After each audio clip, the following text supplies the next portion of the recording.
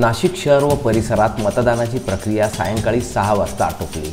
यानंतर मतदान केंद्राचे प्रमुख प्रवेशद्वार बंदोबस्तावरील पोलीस अधिकारी व सशस्त्र कमांडोंकडून बंद करण्यात आले। त्यानंतर निवडणूक कर्मचाऱ्यांनी ईव्हीएम यंत्रे सील करून वाहनांमध्ये ठेवली।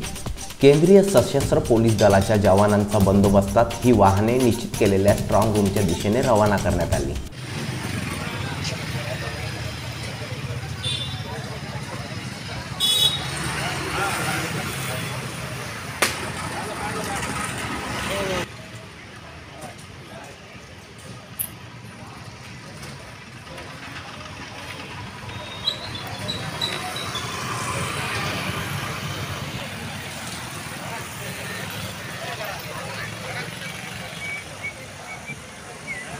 नाशिक शहरातील 1249 बूथवर नागरिकांनी लोकशाहीने दिलेला मतदानाचा अधिकार बजावला।